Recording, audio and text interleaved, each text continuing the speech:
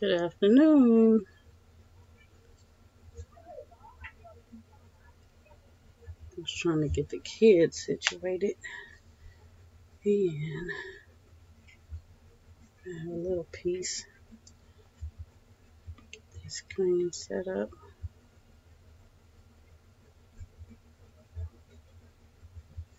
So I'm doing well. I hope everybody else is doing well.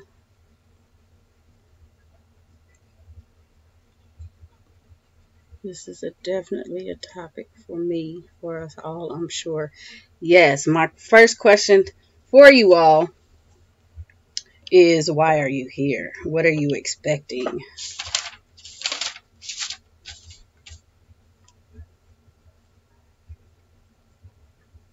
I never can figure out how to open this water.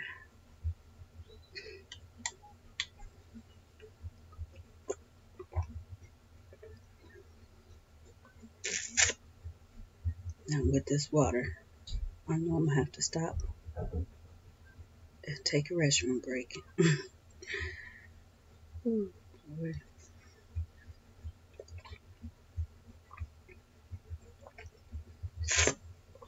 But gotta keep hydrated. It's hot outside. It's bright and sunny.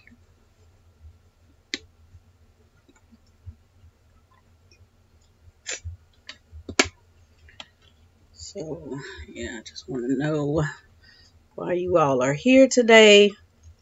What are you expecting of this chat? This is going to, I coined this because how to do this, I think I never released this. I actually had this as a message because it was delivered to me as a message. But I wanted to kind of get some dialogue on it too. So it'll be released and I'll just title it something different, but it'll just be me delivering the message. But I'm going to let you all say a little bit before I get into it, because I have about 1, 2, 3, 4 pages of notes. And like I said, this is something that came to me months ago. It was revealed in kind of pieces. And, you know, I was just praying over some things. And this is what came of it. And I just wrote down everything. And then, you know, it came back. You know, I'm thinking, okay, this is for me. And it came back, and the message was, you need to deliver this. And I'm thinking, because some of it is, you know, I don't know. I just, what I do here, I basically, you know, I'm talking to you all and we have conversation and dialogue and everybody has their opinions and we're fine. And I know everybody is not in agreement and things like that, but I just kind of felt like, why am I supposed to deliver this message? What is this about? And right then and there, I was stopped in my thought. And I said, okay, I have to be obedient. I am not getting ready to question the Father. So, you know, I've been sitting on it for a little bit, but it keeps coming back to me, and something that just keeps saying, you need to go forth with this. Whoever is here to receive it will receive it. Those of you that, you know, are not going to receive it, that's fine. It's not meant for everybody, but I kind of meet everybody where I think they're ready. And, you know, like I said, some of you all will start listening. You may tune out. You know, that's fine by me. But I have to be obedient in my nature because that's what was put before me.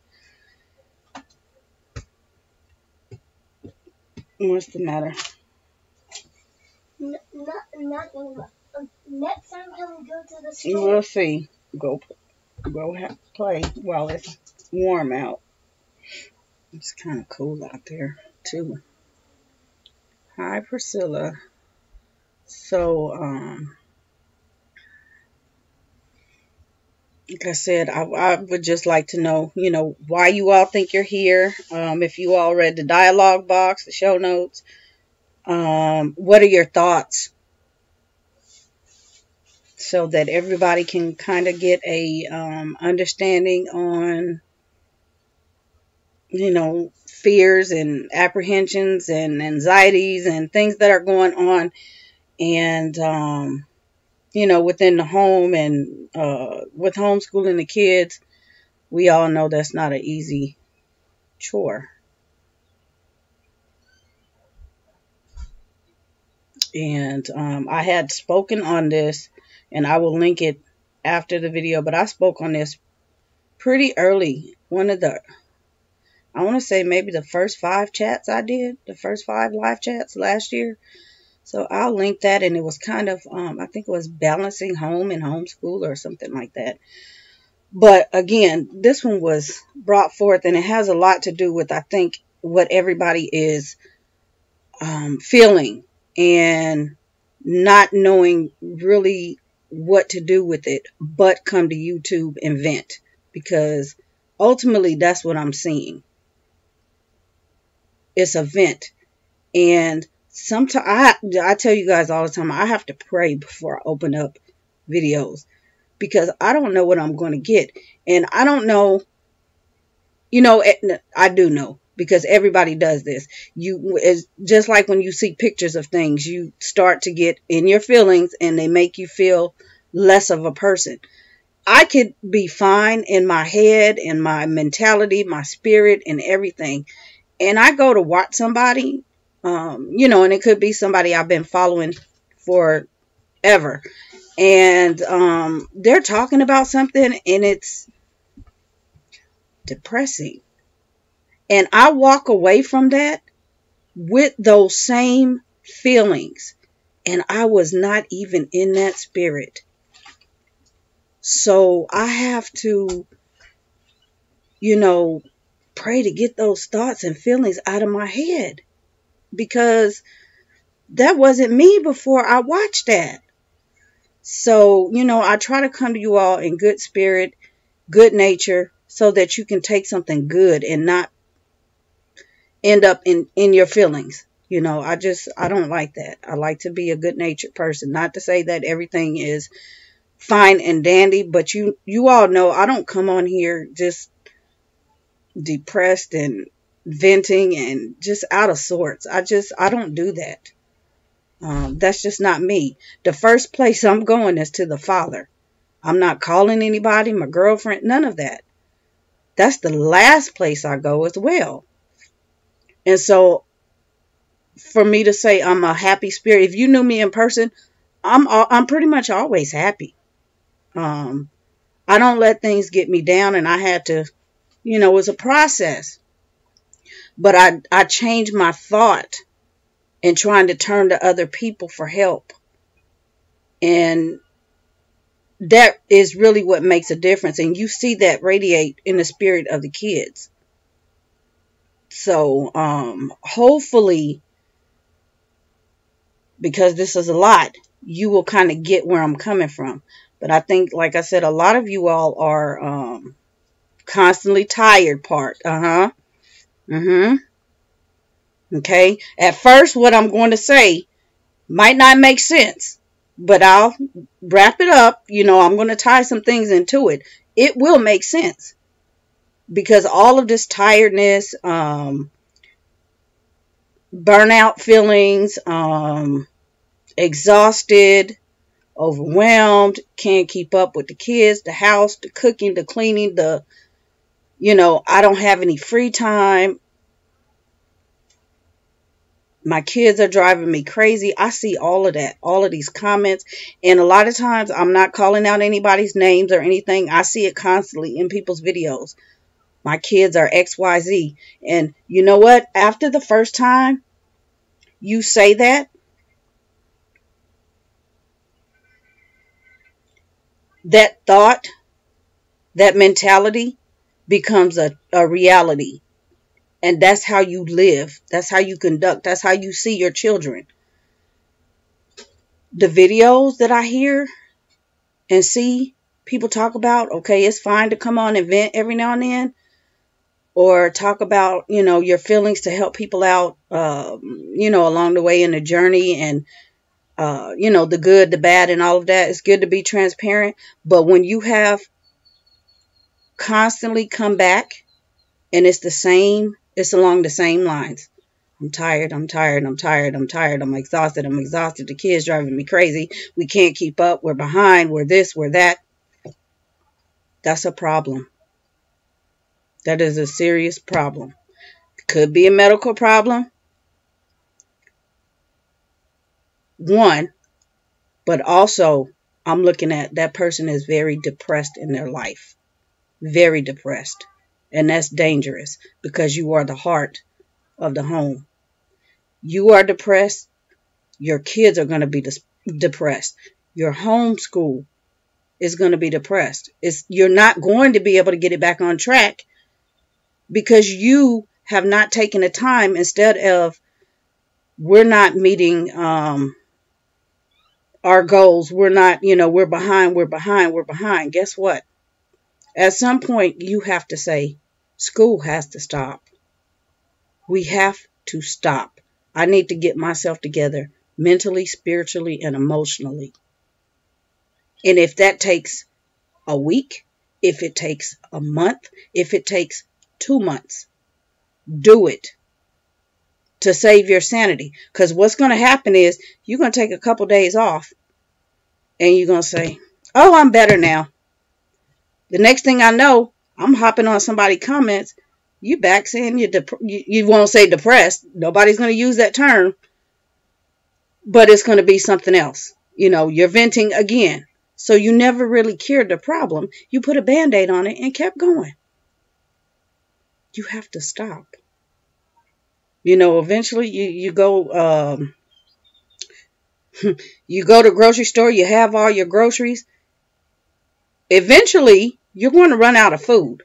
And you have to go back and replenish. If not, nobody's going to eat. You can, everybody knows about the survival mode, the pantry, clear the pantry, down to the beans, and, put stuff together. But seriously, nobody lets everything run dry. You have to go back. And that's what's happening around this community. Everybody's running themselves dry.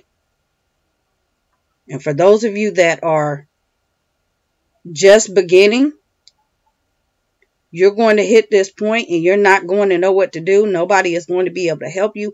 Nobody's even going to talk about it. It's just going to be a vent type thing, and you're going to join in that conversation, put your frustrations out there, your anxieties out there, and that's it. But you don't know how to deal with them. It's a serious thing, and some people have to go get professional help for this. My professional help, I encourage you all, is right here. Okay, seriously. I know that I hear a lot of, raising the children in biblical character. I'm reading my word. I heard somebody even say, I don't know, was the top 10 things or something like that. I'm doing to be a better person or a good person. And the first thing in my head, I'm sitting here thinking, it better be this right here. I try. This is what I heard. And I was just like, that right there just sent me I listened, I continued to watch, but that killed the spirit, because I'm like, man, so close. You cannot try this. You have to live it. You have to believe in it.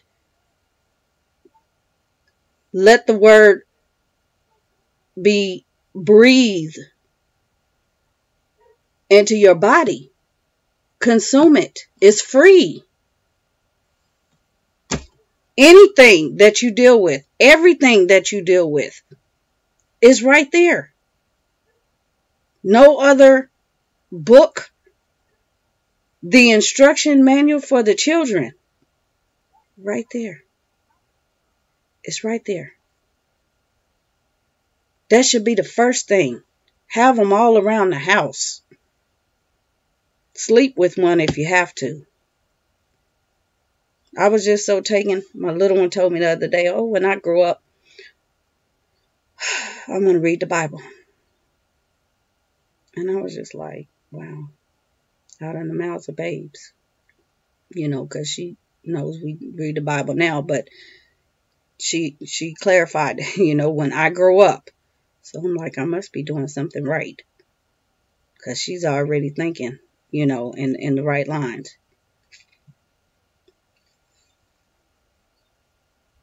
Telling you.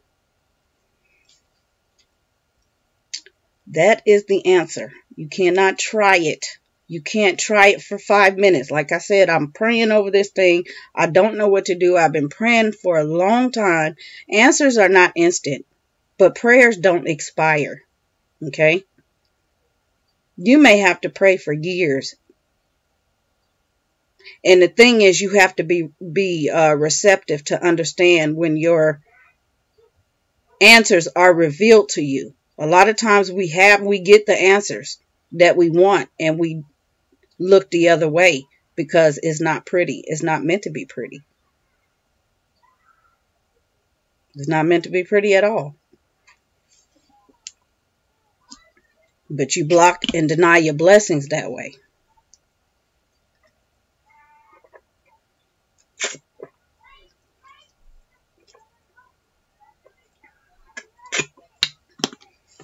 Okay? So yeah, you have to be receptive.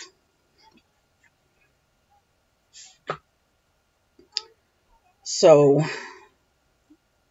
I said, when my eyes open in the morning, I'm thanking God for my eyes opening. I'm thanking God for every mistake, shortcoming that's getting ready to transpire throughout my day, because I'm not perfect. Okay? Those are going to be learning experiences. If I spill some milk, you know, whatever it is, how big or how little, count it. A lot of us will look at all of the bad things and just fall apart, instead of realizing that those are things to open your eyes up. Pay attention. You know, something is going on. That's the reason why that happened.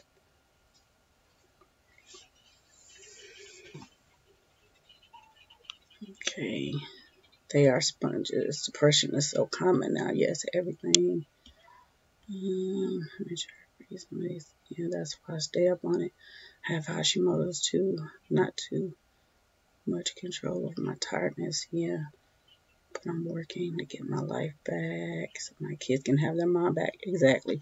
Yeah, it's a different circumstances if you are dealing with illness, but also that's it. And if you are, you know, ill, a lot of times we are not ill, but when you let this depression set in, your body is susceptible to all sorts of other illnesses.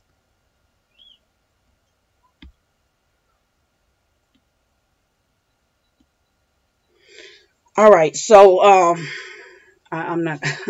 I didn't pull it down. Let me pull this thing down, show you, because it's still up here. It stays up here. Oh, goodness. Some of you will remember from the room tour. And I told you guys I had this coming up. Okay. This is the first thing I see when I walk in here. This is the first thing that they see. And I have gone over this and explained to them what this means. Okay. I have no control over them. And a lot of parents take that as they have children. They are to control the children. The children are not yours. You cannot control the children. Don't have time to get depressed with children. Yeah. The children are a gift. Okay. And like I said, we get so, just out of sorts because we don't know things happen and we don't know how to deal with it. I'll tell you guys, any and everything that you could imagine that you could experience with a child, a teenager, a young adult, any circumstance, we have dealt with it in this house. Some unbelievable stuff. Okay, and it's not all good at all. Stuff I never imagined coming. I can't talk about it because it's personal.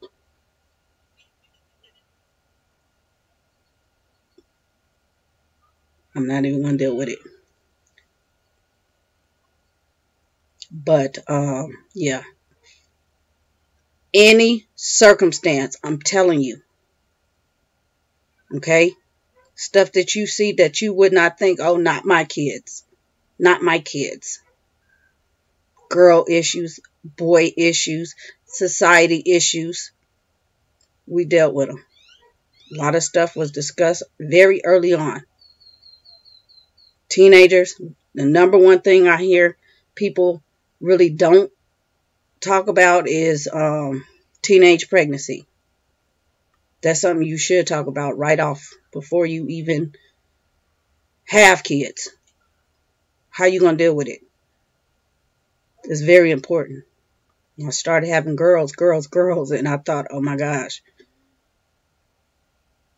I'm not with them 24/7. Those are real issues, guys, and that's a minor issue to me. It's minor.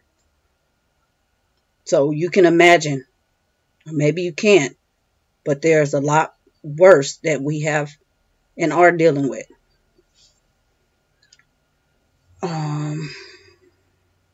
Yeah, if you guys want to know, just, leave me some comments or whatever, how we handled all of that and what happened to, lead into conversation, how we dealt with it with the kids and, yeah, as parents, as far as what would happen, okay? So,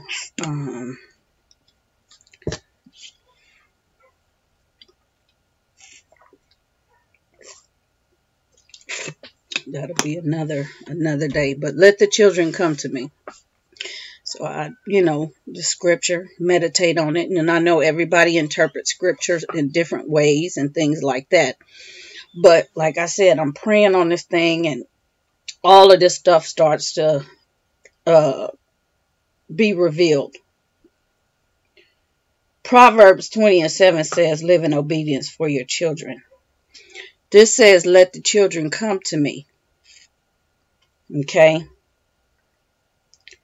And do not hinder them, for such belongs to the kingdom of God.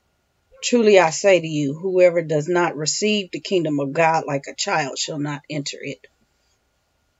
I'm going to tell you right now, a lot of the struggles, a lot of the chaos, a lot of the anxieties, the frustrations, the depressions are your long sufferings that you're dealing with.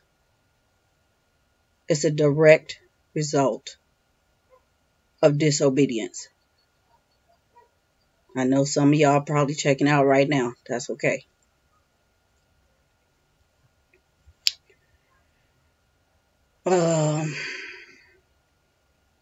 Jeremiah 10:2-4.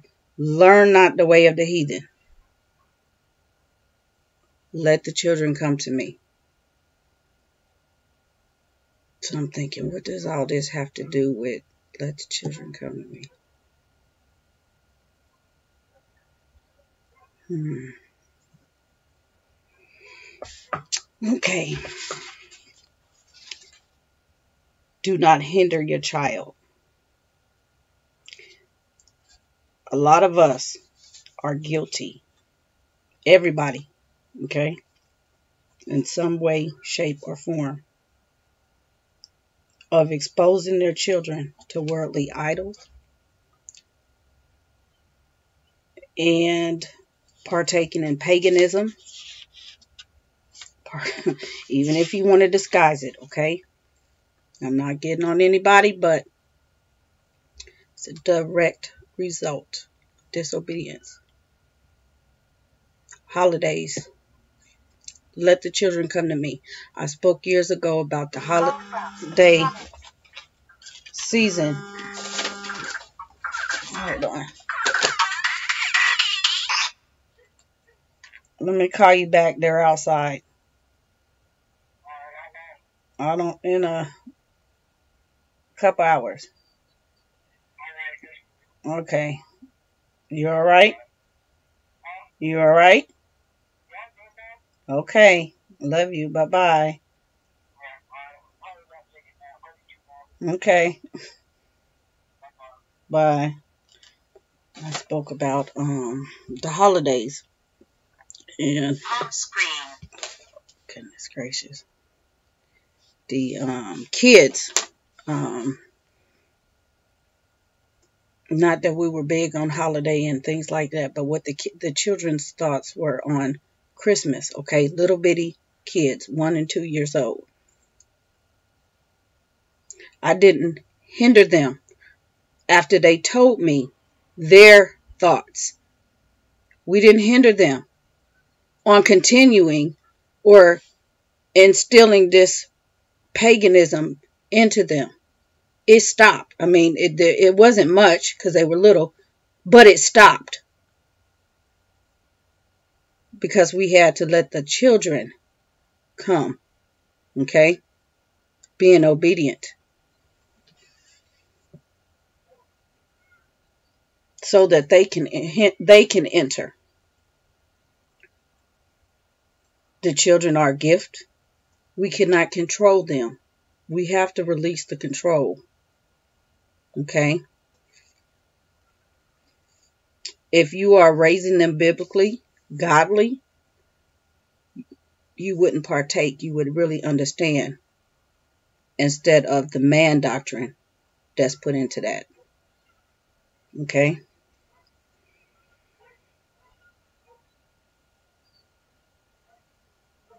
And so then that brings me to Revelation 7, 9 and 14. The 144K. The kingdom of heaven. So I'm like, okay, what does this have to do with this?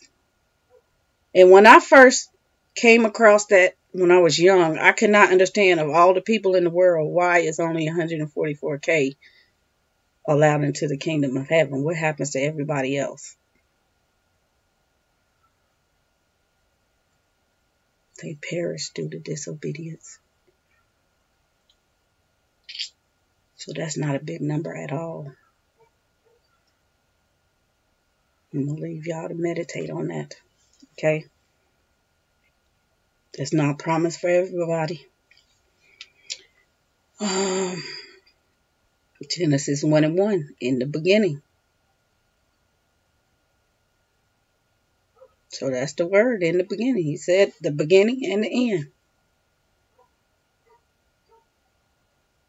So I just, pay attention. Okay, this what happened at the beginning, happened at the end, and I see what's going on. All this stuff makes sense. 2 Peter 2 and 9. The Lord know how to deliver the godly out of the temptations and to reserve the unjust unto the day of judgment to be punished. I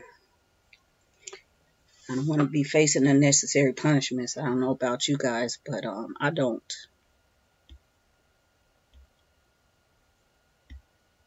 Again, I'm not perfect. But you know what? He didn't call it perfect. He didn't call it qualified. He qualified the called. It brings me to Psalm 127, 3 and 5, the heritage of the Lord. In Luke 18, 15 through 17, And they brought unto him also infants that he would touch then. But when his disciples, his disciples saw it, they rebuked them. The disciples, society. If you are doing what you know is right, that you took from here, you're not worried about society.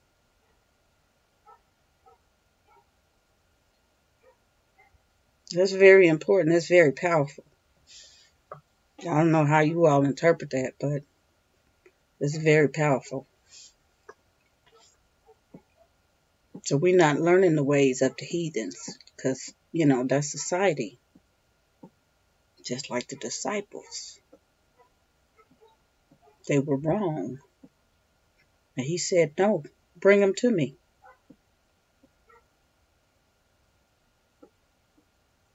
And those were the ones that were touched and blessed.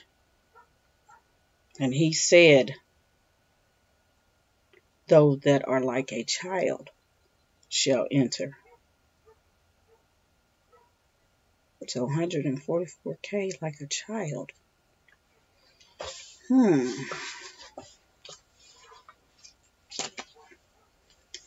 So, I got,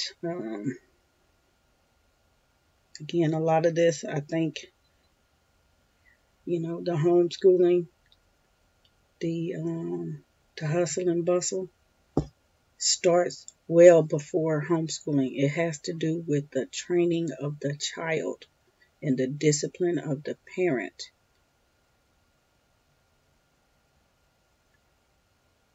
You have to believe in God because the knowledge of God is the principal knowledge and the chief end of education. So in character, let's see, what happens is the parents have the child. We as parents are already flawed, so we're in trouble. And if we continue to walk down this road, we're sending the kids down the wrong path. Character is a result of conduct regulated by will. It is not necessary to say a word about the dignity and force of character, which is a confirmed will. It gives it to its possessors. In fact, character is a result of conduct regulated by will. We say so-and-so has a great deal of character, and such another is without character. And we might express the fact equally by saying so-and-so has a vigorous will, and such another has no force of will. And we all know of lives who are rich in gifts and graces, which have been wrecked for lack of determining will.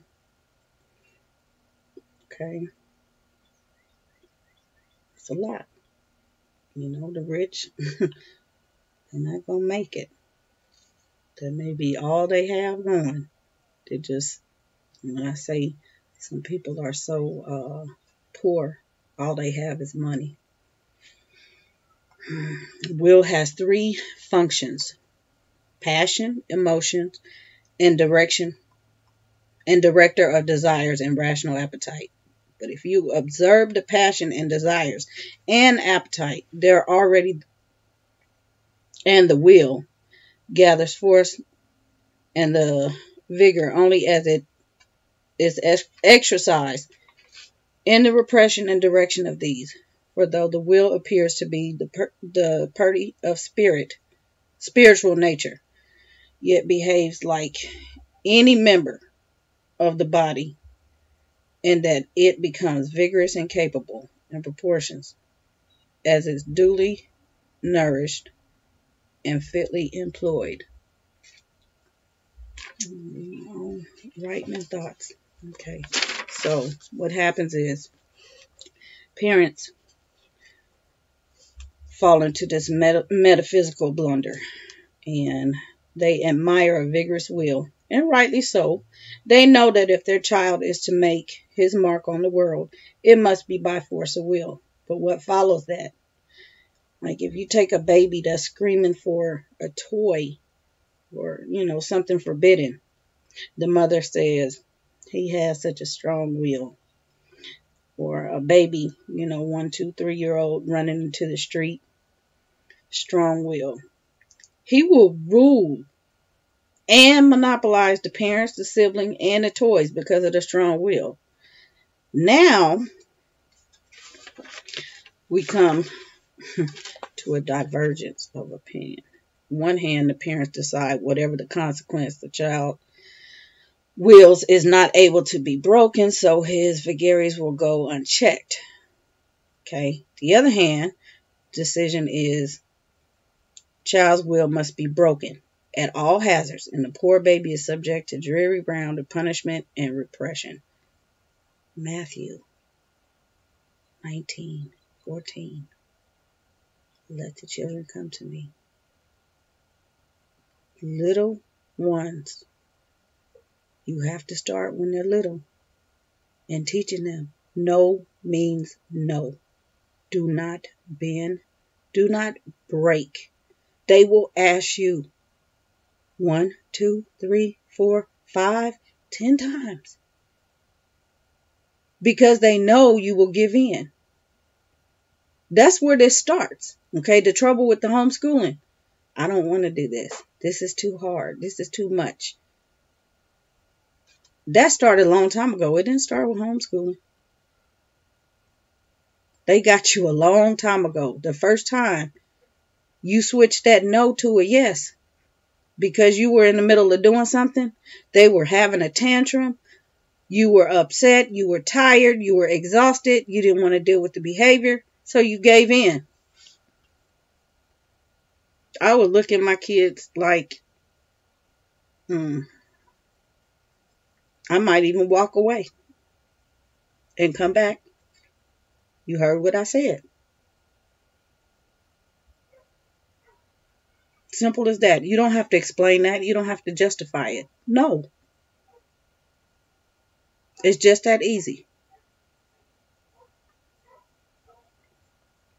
And, if you're going through the stage with a 10, 11, 12, they're getting to that rebellious stage.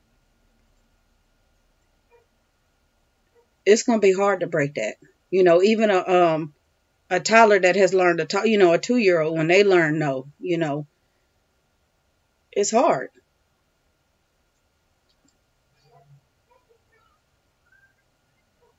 Baby coming in here.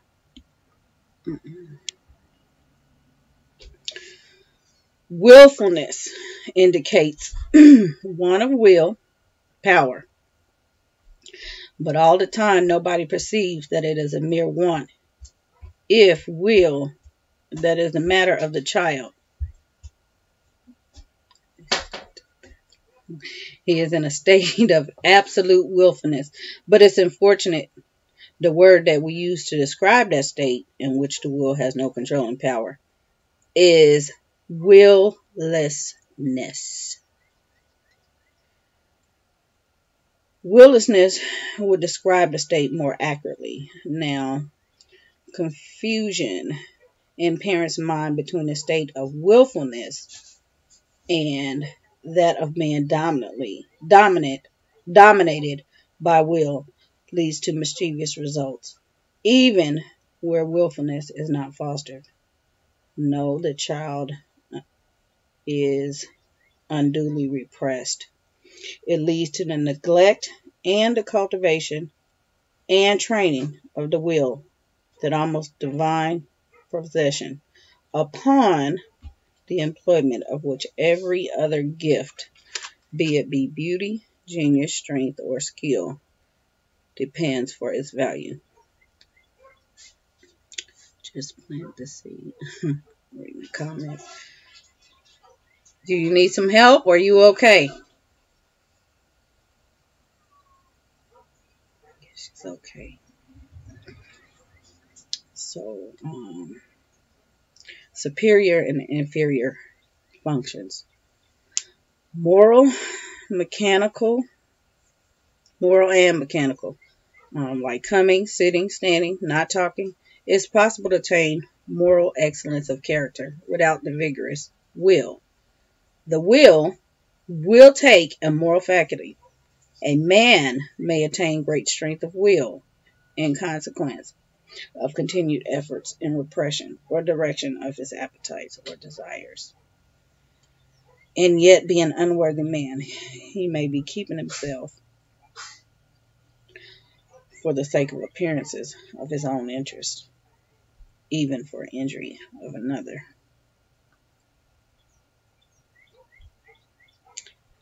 That is very, that's a lot. This is a lot right there.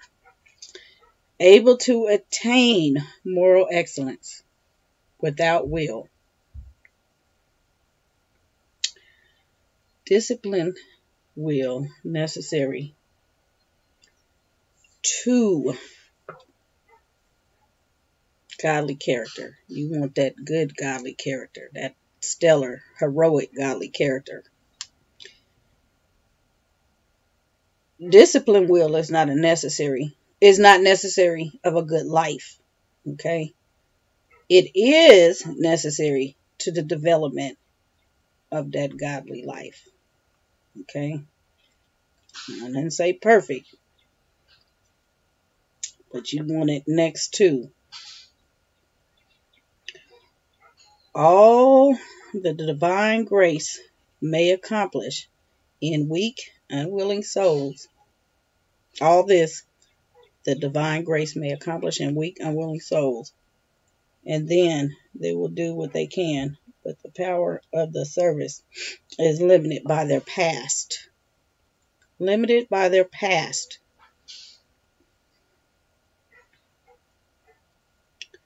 Not so the child of the godly mother, whose highest desire is to train him for the godly life. When he wakes up to the consciousness of who he is and whom he deserves, she would have him ready for high service with every aspect in training a man of war from his youth, above all with an effective will and to do good pleasure. Psalm 127, 3 and 5. Heritage, or 3 through 5. The heritage of the Lord.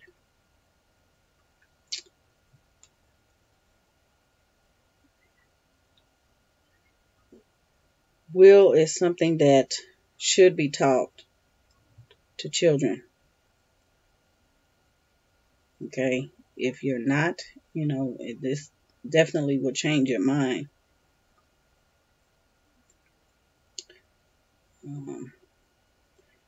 Read you Acts 2 and 39. Did I read that right? I can read my writing. Yeah. The promise for the children, for you and your children. So, when I got out of that, if I'm doing what I need to do and not hindering them, bringing them up in good character, instilling these morals,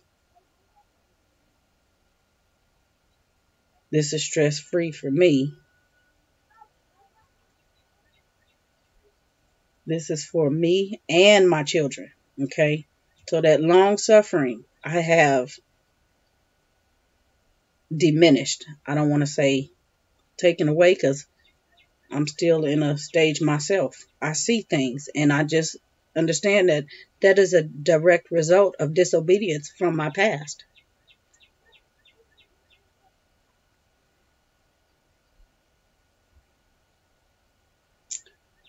The struggles in the home, that's a result of lack of godly discipline.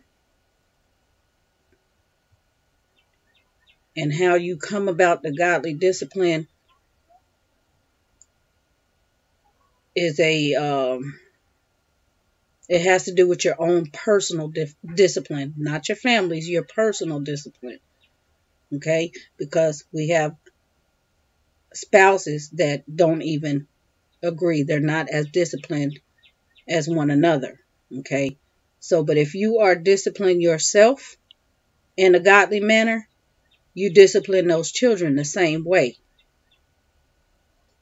They will pick it up, and they may carry that character more than you, and they should, because you want to break what you were taught, how you live, what you learn. You want to break that because you're now suffering in these days of homeschooling, housemaking, social life, personal life, marriage, finances.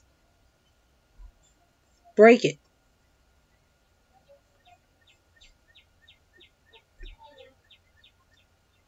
Keep the door closed, please. Thank you.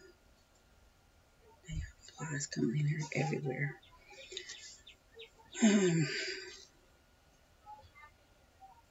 So, like I say, when I things are going on, I stop and think. The immediate reaction is,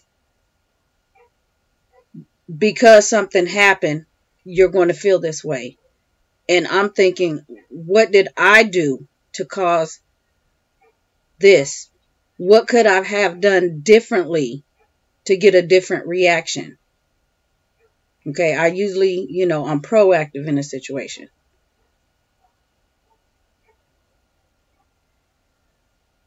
If we're having a good day, good homeschool day, week, month, whatever,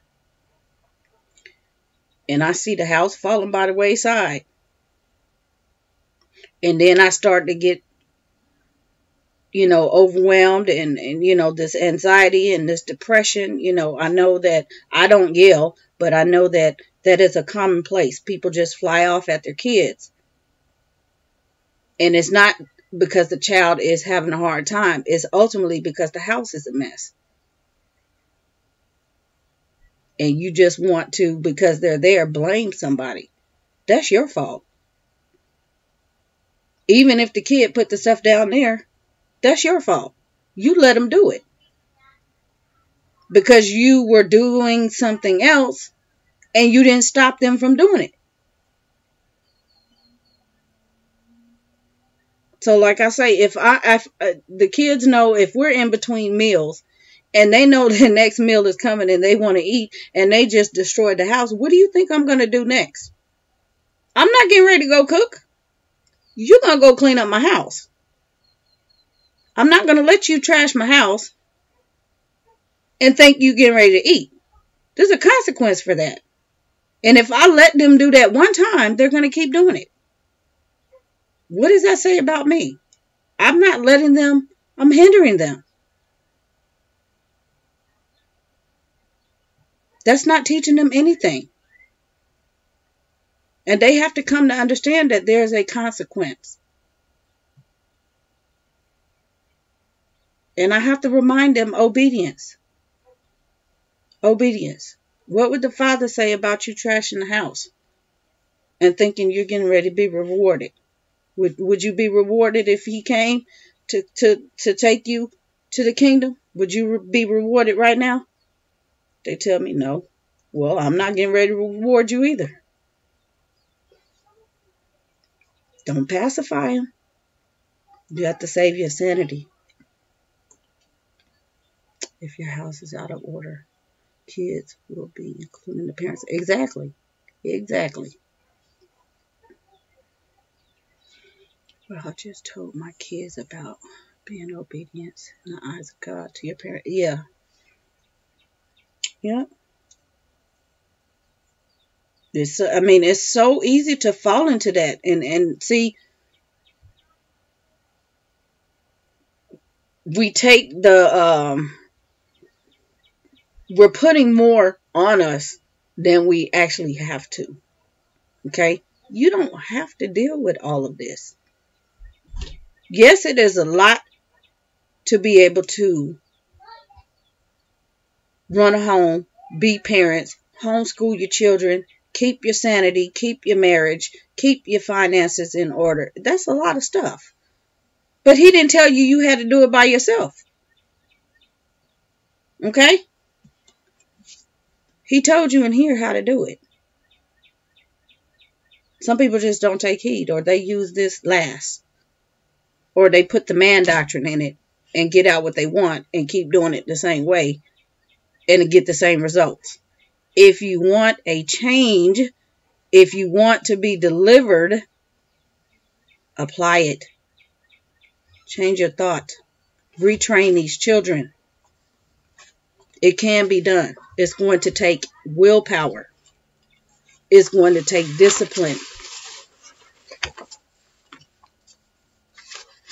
You cannot keep schooling and keep thinking, okay, well, I can just do this in a little bit at a time. Go into prayer. Meditate on it. Ask for it. Believe it, and then be ready to receive it.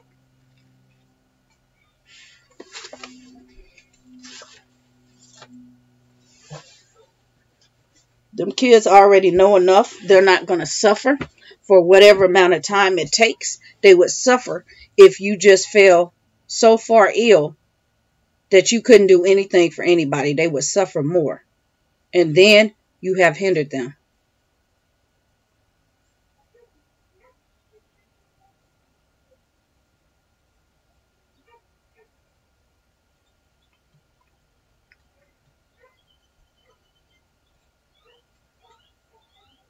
I just texted you.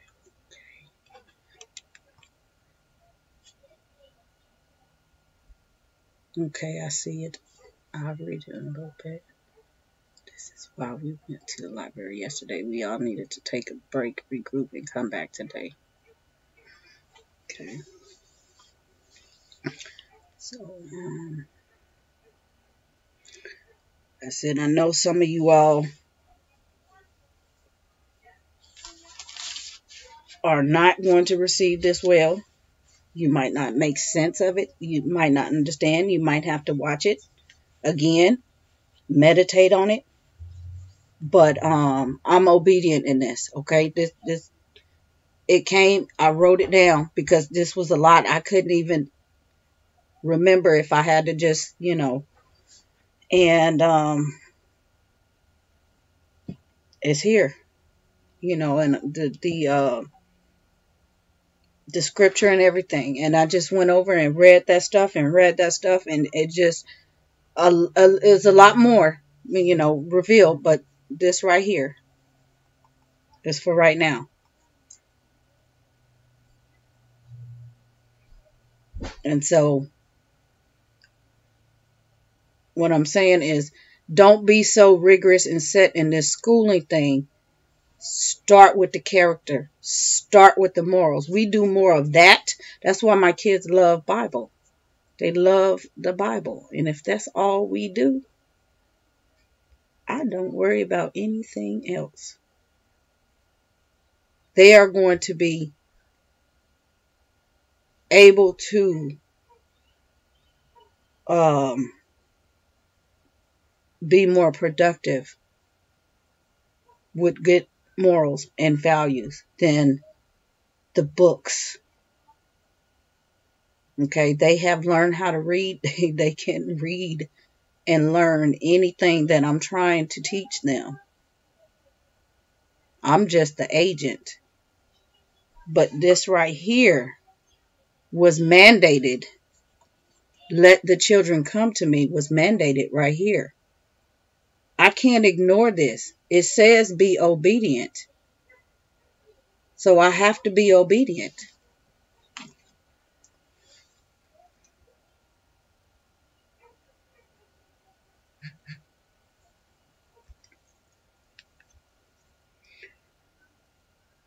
We get things done. They understand. They understand the household is teamwork. Okay? You have to, again, I stressed when you need the kids to do things in the way of the kids need to help. They're part of the house. Okay? You need them to help run the home. When they can walk, they can help. Okay? Pick up your toys. Pick up this toy. Put this toy right here. You need to make spaces for them to have places to put their things.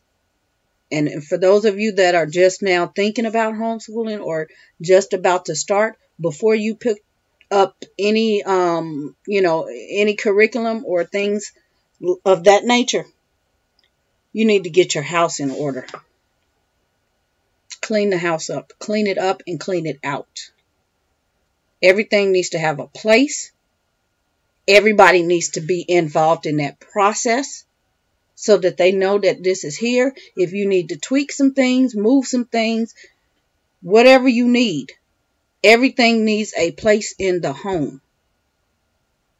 That way you're not struggling to figure out, because that's what happens. People start throwing things around, and I got Michaela and Brittany listening. Okay.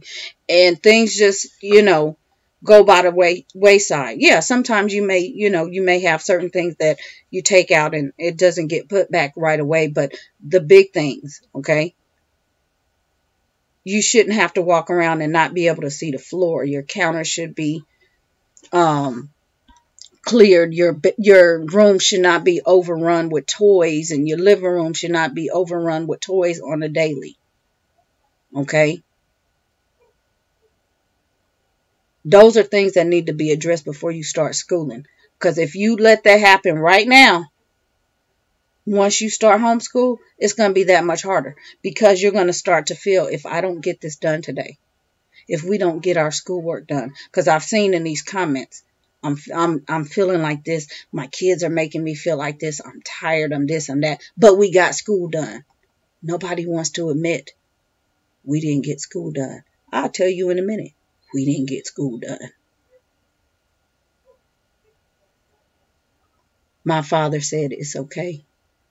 We need some life schooling done. That's what we needed. We didn't need that book schooling.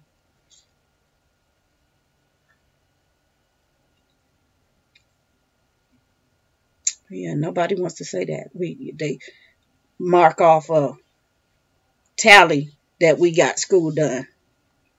I can go 3-4 days. I'm marking off nothing. I had to get my mind straight.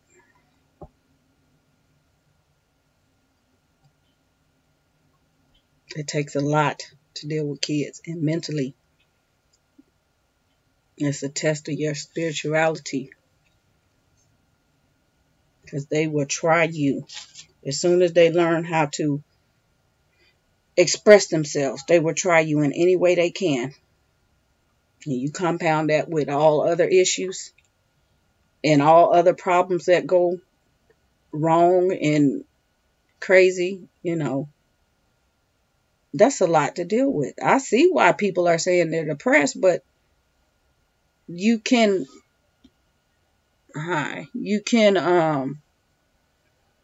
break that. You can break it. I want to see us, when I see these chats and I see these videos, I should see more encouragement. I would like to see more encouragement and prayer, seriously,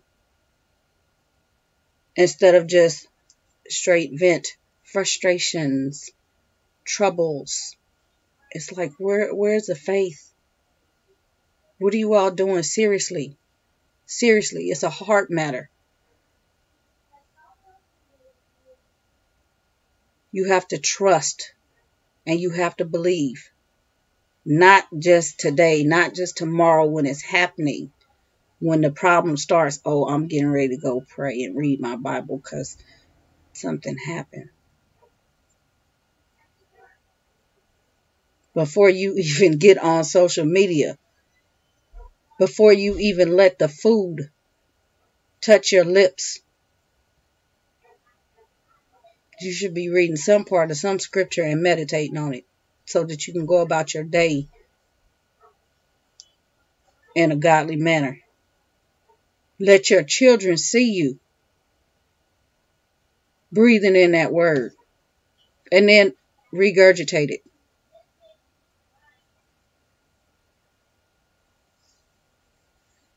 Not everybody can say that, and I see it. The content is completely different. And it should not be. I know somebody might be saying, well, that's a personal matter. You don't know. But yeah, you see, it's a reflection. The video is a reflection. If they're venting, they're not praying. You can't tell me. You cannot convince me of that. If you come on and vent and talk about how bad you feel, you're not praying.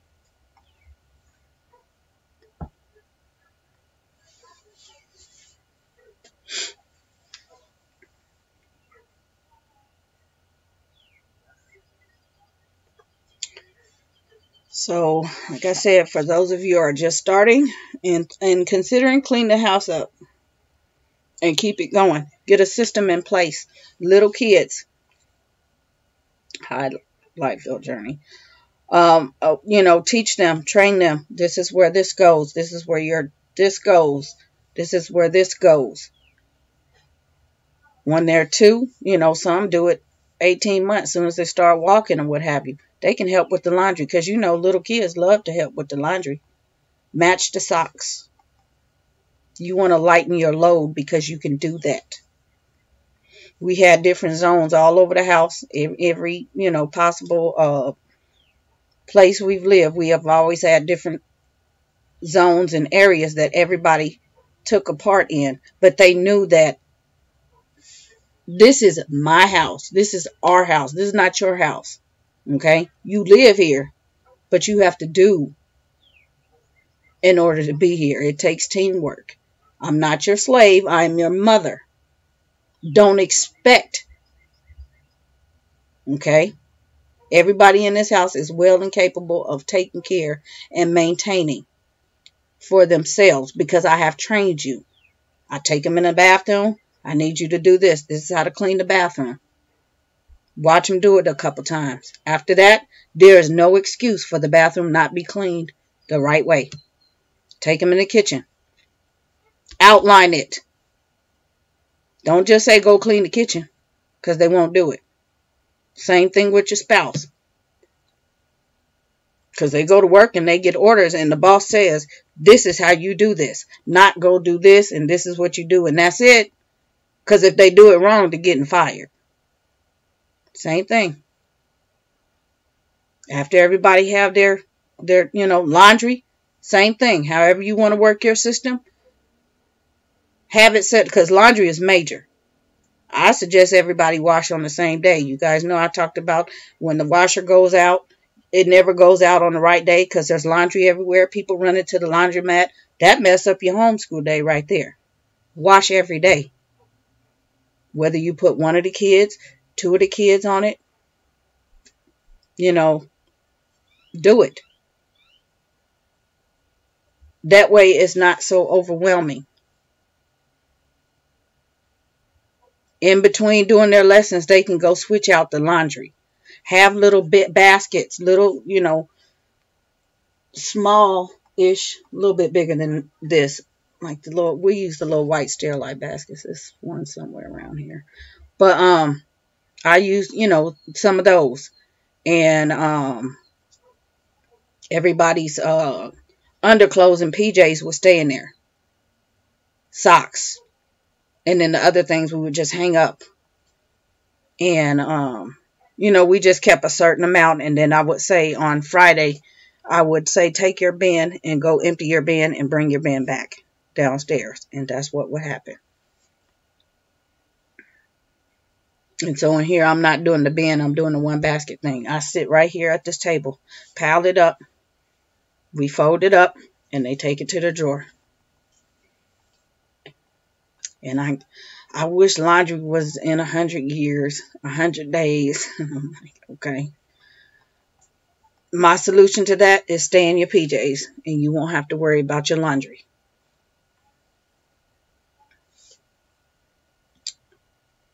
So, like I say, eating is the major thing. So you have to be able to cook, bulk cook as much as you can, but don't be a slave to it. And my kids know that if I am not feeling like cooking, I'm just not going to cook. It's going to be a yo-yo night. You're on your own. If that looks like cereal, hot cereal, cold cereal, whatever. And excuse me for 1 second. Let me go check these kids.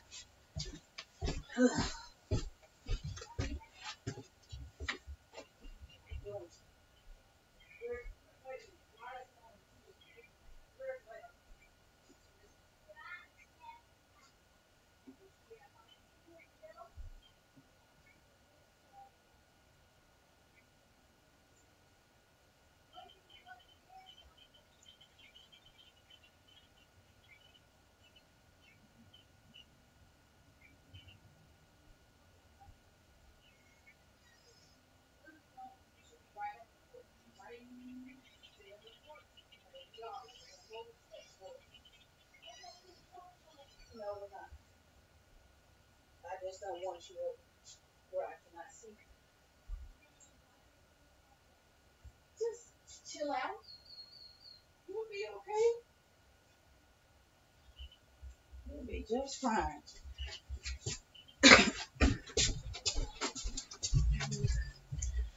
Sun is out bright today.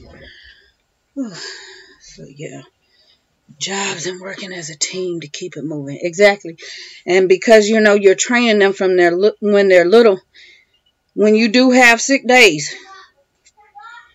And some of us, that time of the month is sick days. The last thing you want to be worried about is the kitchen being a mess, the bathroom being a mess, the laundry overrun. You don't want to have to worry about that. You train the kids to do those jobs. They don't have anything else to do. And don't put them in front of the TV. If they want to watch TV, they need to help keep this house running. When you go to the grocery store, if you're not taking a couple of them with you, let them help make the grocery list. Let them, one of the kids, that was my kid's favorite job, was the pantry. They all wanted to man the pantry because we had this huge, it was this big, and it was kind of a wraparound. They would keep inventory in the pantry. And of course it was key locked, but when I opened it, that was their job, and we had a little thing on the door, like I showed you guys in the pantry organization videos, how I go to the store. You keep a master inventory of everything, pantry, refrigerator, and the freezer. And they would I taught them how to mark down the quantities as we use them up, and they would know this is what they add. So they would make the grocery list, make sure everything was in the pantry. And so, even when I had one of them go with me, they would, help out that way. So give them things, make a list and meal plan. Exactly. They tell me, can you make this? Can you make this? And then when they learn how to safely be at the stove, you can teach them how to start cooking, okay? Because they are capable of doing these things. My 4-year-old cleans up things.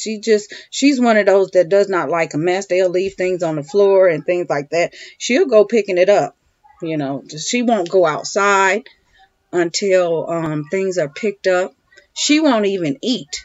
If she's doing something, some schoolwork, she wants to finish whatever it is. And I'm saying, okay, your lunch is on the table. No, I have to finish. And I'm like, okay, so I let her finish and not worry, because sometimes she's the last one to start doing her work. So she would be the last one. But you can train these kids to do this stuff. That lightens your load. If they're not sweeping the floor, my thing is the floor. I kept the floor for a long time, and I still do. But take the hardest job and do that yourself. That way it doesn't freak you out. But I will let them sweep the floor. I make them sweep the floor because a lot of times they do it and I don't have the time to go in there and clean it up every 5 minutes. And so at the end of the day, that's my job. I make sure it's completely done to my liking.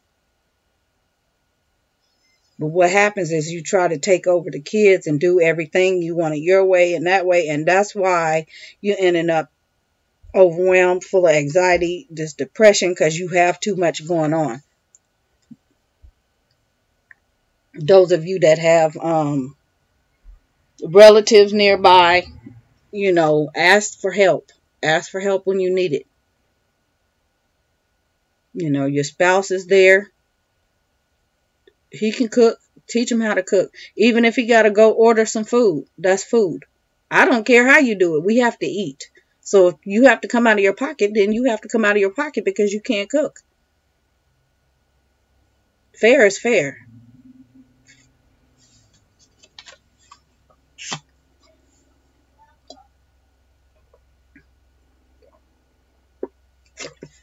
But for me, I don't care if it's a sandwich. If you go make me a sandwich, I'd be happy with that because that's better than what I was going to eat, which was nothing. So, we don't complain. It's not always full course meals and, stuff like that. We have to get by. We have things to do. We're busy. For the one that can turn out the full course meals every night and keep everything clean. How's your mental health? How's your spirituality? I'm not saying it can't be done. It's a level, you build up. But know that there's a sacrifice, okay? There's a big sacrifice in homeschooling. And when these children are not trained the same way, that sacrifice is going to be debilitating. When it really doesn't have to be. The older the kids get, the more they can help. You move them up to taking out the trash, doing the yard work, whatever it is, watching the little children that you have, so that you can get some time. A lot of times parents don't even use, and I'm not saying use the older kids, but they're able to occupy the little kids. But it does happen because I see it all the time. Somebody say I'm homeschooling. I have this person reading to the little ones while I'm helping this person. So it does happen. But those little moments can really help you.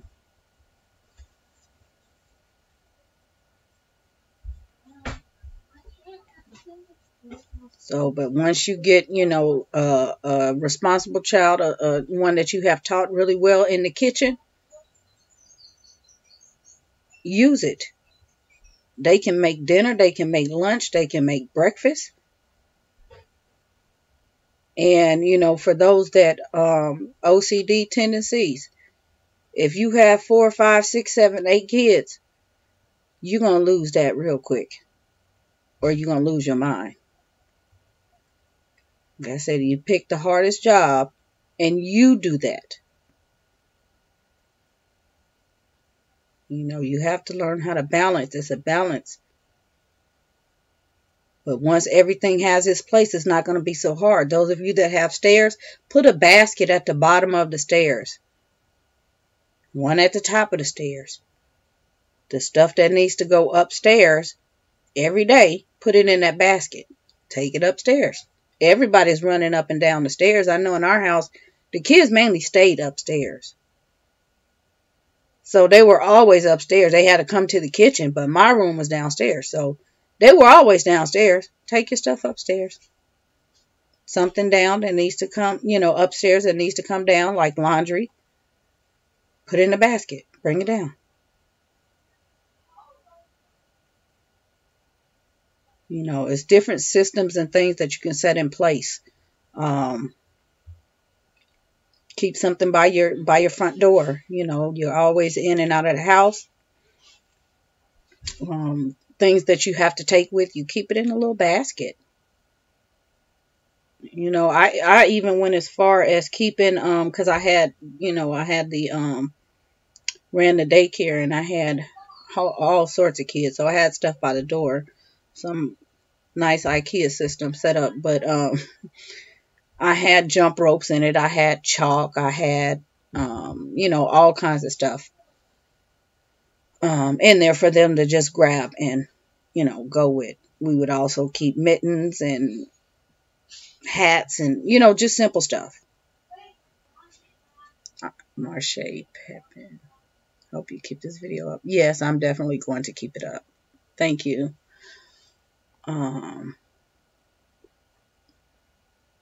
So you want to figure out what works and what doesn't work, but you don't want to start schooling even in the beginning of the year. If you don't homeschool year round and you take the summers off, the first thing you worry about is, I need a break. Okay, yeah, you really need a break. Don't start buying new curriculum. Take your break. Then clean your house. Get everything back in order. Seriously, purge what you need to purge. Don't start buying new stuff because you purged. Just, replenish what you need. You may have that. Yes, sir, you may have it. I was waiting for you all to ask. Thank you. You're welcome. Thank you. You're welcome. And, then look at those things. But you will feel so much better mentally if that house is in order and it's a system that works. Like I say, if you sometimes you put something somewhere and it looks like it might work, but in the long run it doesn't work, move it to where it does work. Like if you find somebody always coming in the house, throwing their stuff on the counter, put a basket on the counter. That way it just doesn't become chaotic, because I know that's major. Just put a basket there. That way it looks a little bit neater. Those little things like that really do help. Because that can drive you crazy in itself, having to clean off counters all day. You thinking about cleaning off the counter. Child is not trying to cooperate during the lesson. You're getting bothered with him, but it's really that counter that you're thinking about.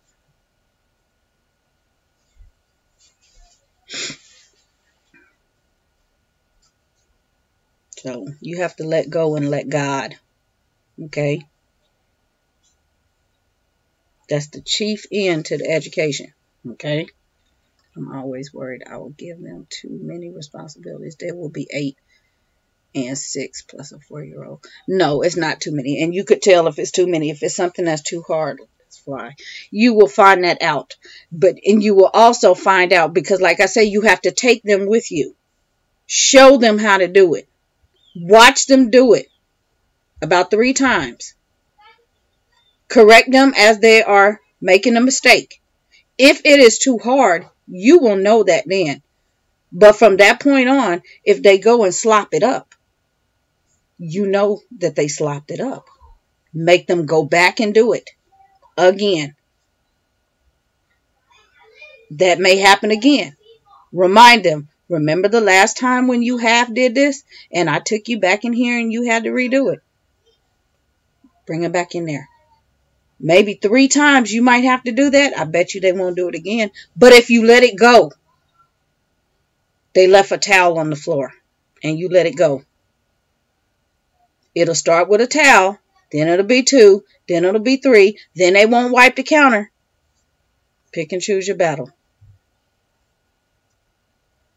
Okay? It's a trickle-down effect. Same thing with the schoolwork. I don't want to finish this page. It's poorly written. It's poorly thought out. If you let them get away with it, they're going to continue down that path. And it will be harder to get what you need for them, knowing that they are full capable of doing what they need to do. Okay, I hear that term. Oh, it's like pulling teeth. I rarely have those kind of days. I don't stress myself out like that. because I have trained them and they know better and they just follow suit. And even my older kids will say, Mom, you used to make us do this. You need to make sure you make them do this. And I'm like, yeah, I did. I sure did. So, but I encourage you all after, if you homeschool year round, instead of taking a vacation, staycation, get the house in order. And after that, every month, make sure the house is still the same way. Don't let it get so bad. I say really at the end of the day, just put back things. That way it's not out of the way. But don't run around the house all day doing this because you have everybody else to help. Okay? If you put yourself in that position to where you're running around doing everything, that is going to lead you into that depression. Okay? You set yourself up for that. And they will see, well, she's just going to pick it up anyway. No, I'm going to leave it down there. And remember, you have to eat. I'm going to eat, but you might not eat. My clothes, my laundry didn't make it to the laundry. You get up and want to get dressed. Well, guess what? I washed the laundry, but your laundry wasn't in there. So you don't have any clean clothes. I don't know what to tell you. Train them, and they'll get it right.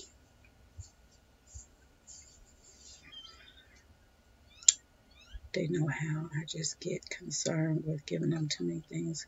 My 6-year-old washed the cupboards. Pick up. He does a quick mop, that kind of thing. I've taught them how. Keep it. Don't give them. I usually go by their age. Give them that many things per week. A 6-year-old, give them 6 things. And don't make them all hard things.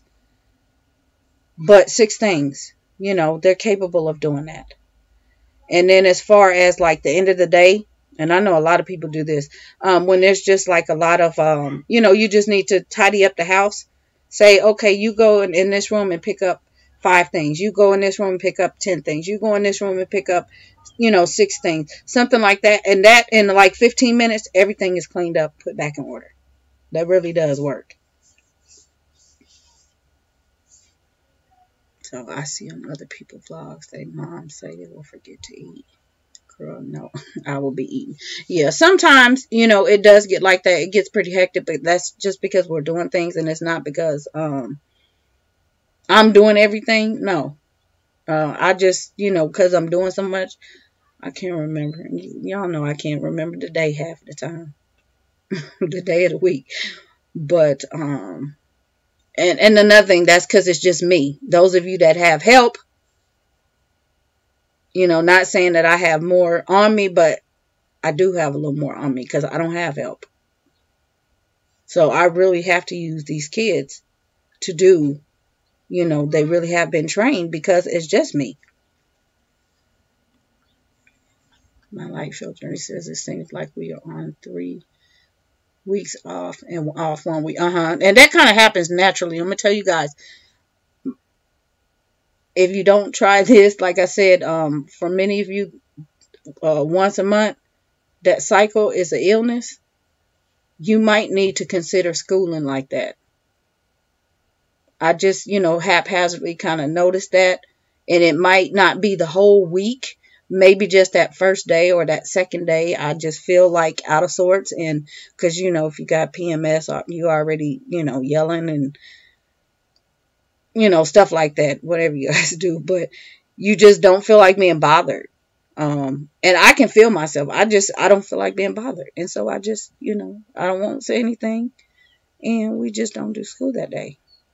It's not a mandatory if they come in here and they want to do. But I don't stress myself out over it. Because I count that as an illness. Because I know for some, PMS can be major and everybody's flying off. And I know I have to be careful because my age, it becomes worse. We just cannot tolerate things once we get in our 40s. It's just patience is, you know, is low, especially for little kids. Well, I wouldn't even say little kids because the older ones have a mouth. So, um, yep, it keeps the burnout, I feel. Keeps the burnout, yeah. So, yep, I don't get that burnout. I have to pray on it. And sometimes I get so caught up in my scriptures that I feel that was more needed if I got that caught up and we didn't get too much accomplished, because I'm then regurgitating whatever I got from it. So I pay attention to those little bitty signs that seem like nothing. And, yesterday I wanted to come on here because I kind of felt that somebody needed to hear something. And I just, it just didn't happen, but I just had that feeling that somebody needed something. So you have to listen to those little small voices. It's okay. Nobody's going to judge you if you say we didn't get our schoolwork done. And if they do, that's their problem.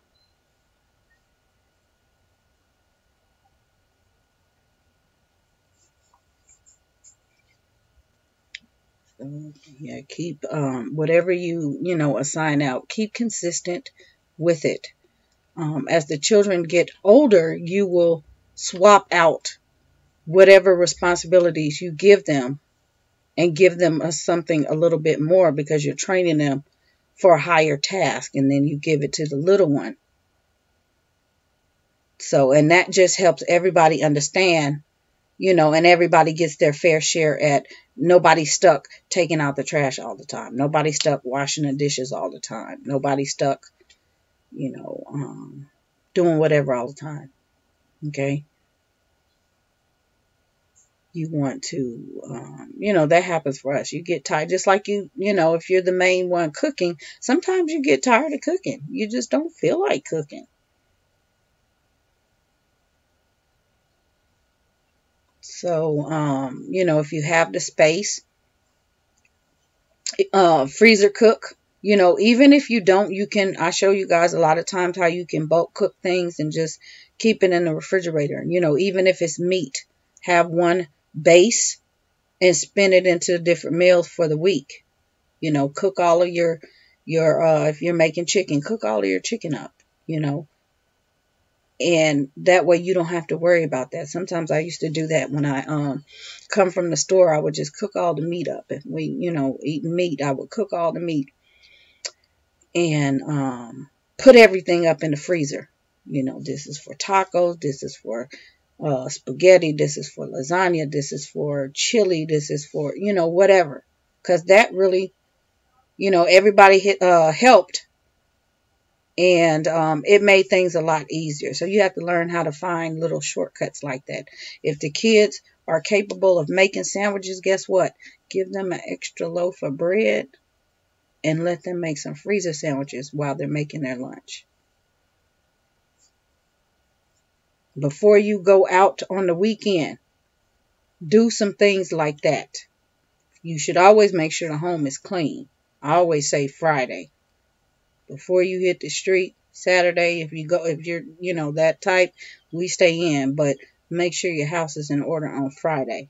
Half a day of school on Friday, or school is off on Friday.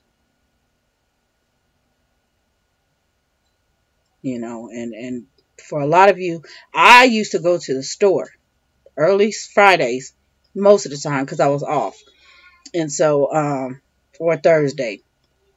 I made sure that, all my shopping was done and all that stuff was situated. But I would do, spend some time doing things like that. And when you have that little downtime, invest in some freezer cooking. Even even grilled cheese, you can put those sandwiches together. Any kind of sandwich you can put together. And just freeze it. pancakes, waffles, muffins, if you do bread, whatever.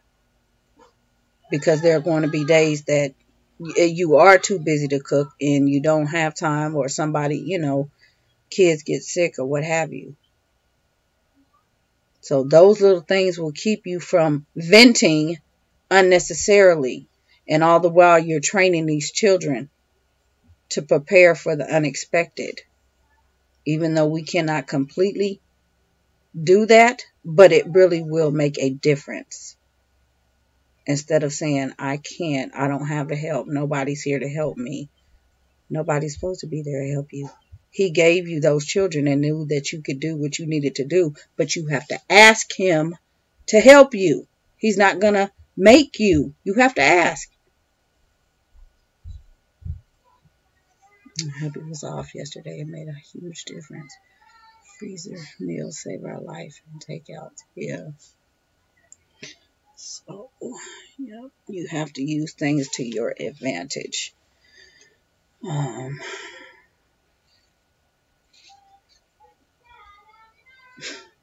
start saying, yep. These kids are so carefree, and they are so willing. So they are eager to come to him. So let them and do not hinder them. Like I said, that the heathen, learning the way of the heathen, that's some serious business, you guys. I know a lot of you, that part, I lost you at, but I'm telling you, that's that long suffering you're feeling. Okay, these kids are not going to miss those things. They're not going to miss them at all. A lot of times, we just celebrate. We don't celebrate the Halloween, really. It's just for the kids. They just get the candy. Well, you celebrate it. We don't do the bad stuff. It came from pagan roots. So you're celebrating it, and you're leading the children to celebrate this stuff. Okay? There's repercussion for disobedience. It said, learn not the ways. I don't care what kind of man doctrine you put in it. That book says, learn not the ways. So the misinterpretation is what's leading to a lot of issues. And that's just in general. Just, world issues. People just don't, they want to put that man doctrine in it. I'm just going to do it like this, or my family's always done like this, and there's no harm in that. And that's not, I read it and it didn't say that. It didn't say that because you didn't want it to say that. So everything must be perfect in your home, and, your finances straight. Everything is right. I don't know anybody like that personally.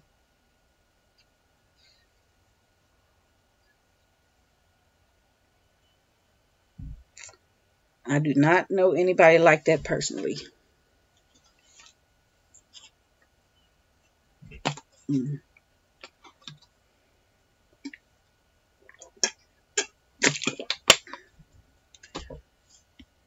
I never could understand why churches feel the need to do an alternative. Yeah, because, they want to church. I mean, yeah. And that's bad because, that's a man doctrine. That is a man doctrine. If it was spoken and recorded not to do it, you do not do it. There is no ifs, ands, or buts. Take no substitutions. I don't care what the society is doing. Pull this thing off of here and, oh my goodness, if I can get it down. I don't feel like pulling it up to read it, but I'm going to read it to you. Pull it down.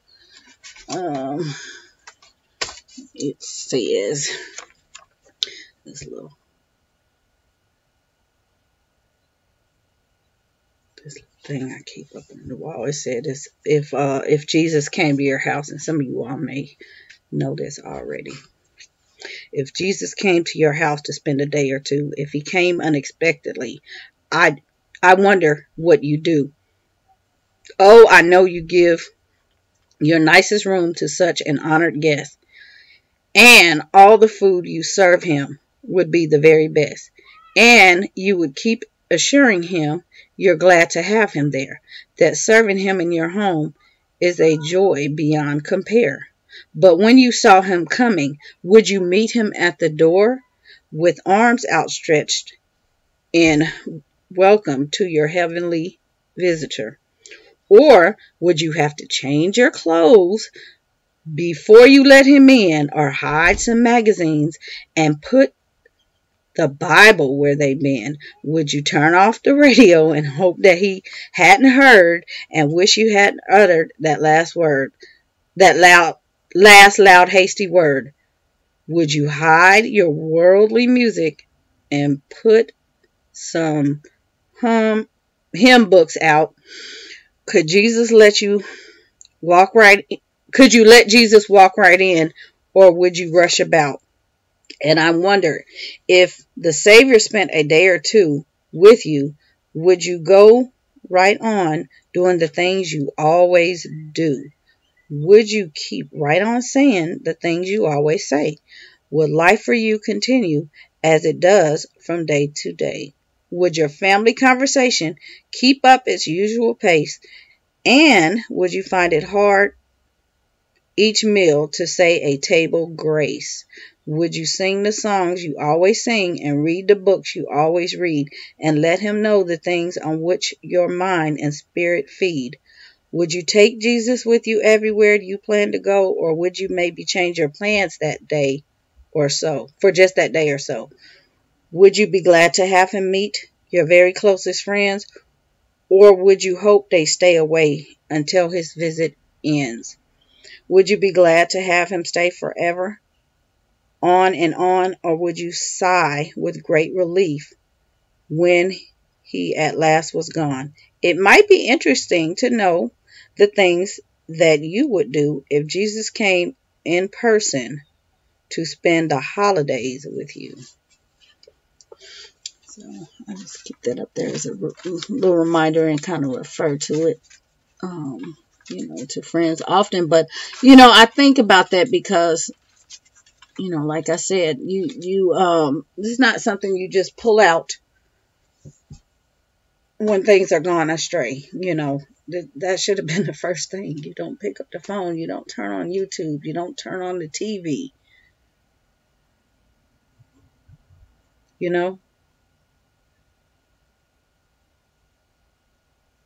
That should be priority. And not, you're not leaning on your own understanding. Keep that man doctrine away from it. Don't misinterpret what you're reading. So, if Jesus came to your house, would you, first, if it's a mess and then the kids are, you'd be pretty, because you're not letting the children come to him in a mess. So, this stuff stay up here because it gives me a constant reminder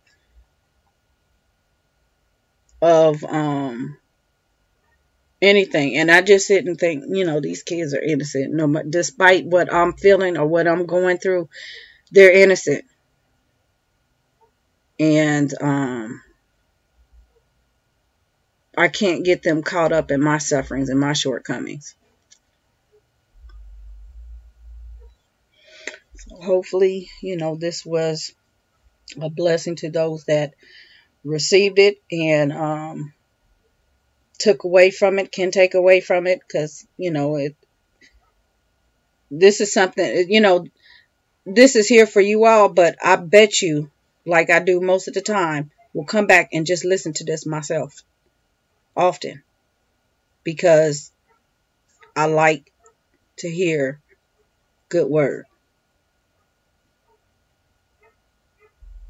I don't really want, it's a difference in supporting somebody, for supporting them. But you really, when you come, you really want to hear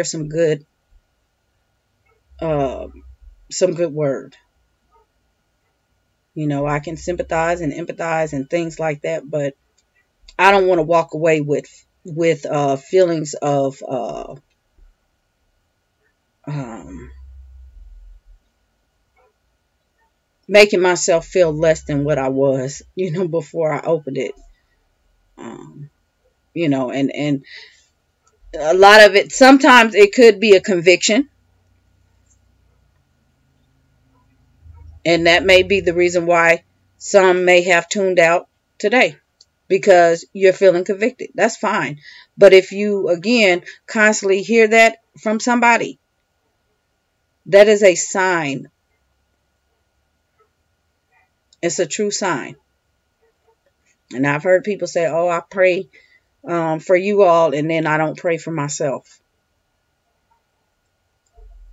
And you need to be careful of that person. They could have the best intentions in the world, but they should be praying for themselves and their family before they pray for other people.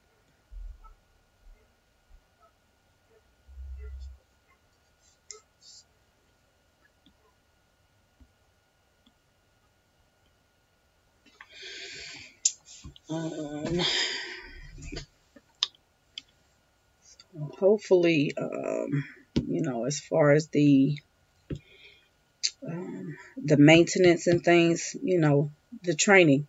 If you're training them, home maintenance, your personal maintenance, all of those things, your spirituality, your friendships, your marriage, just your family life in general,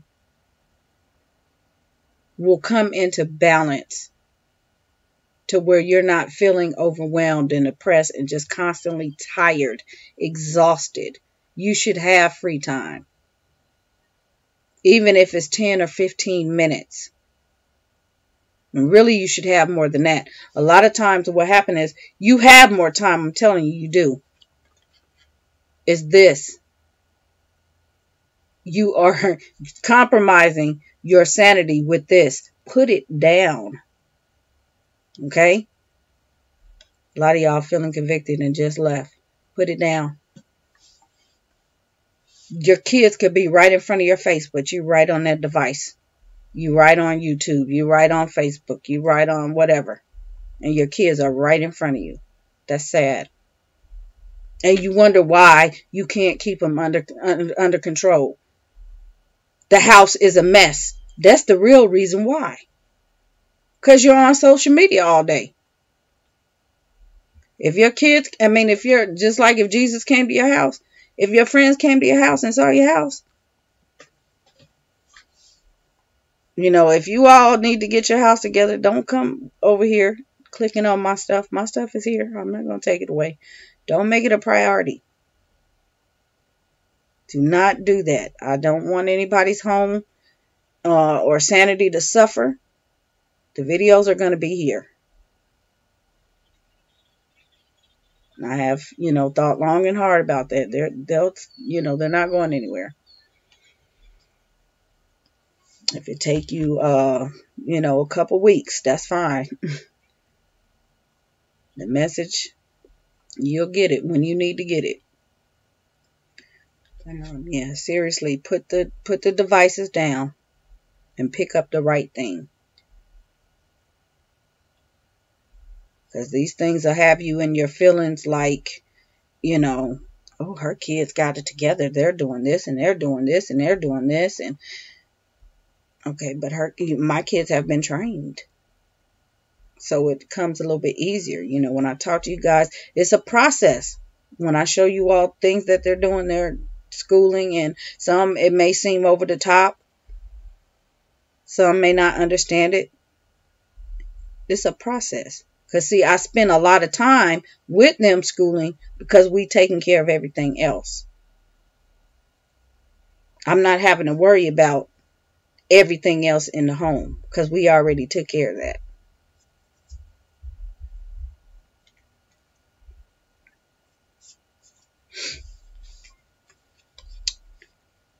It is now 3:30. I've been on here, and I need to go eat. I have some Brussels sprouts and some quinoa waiting on me. So, oh, these flies. I'm going to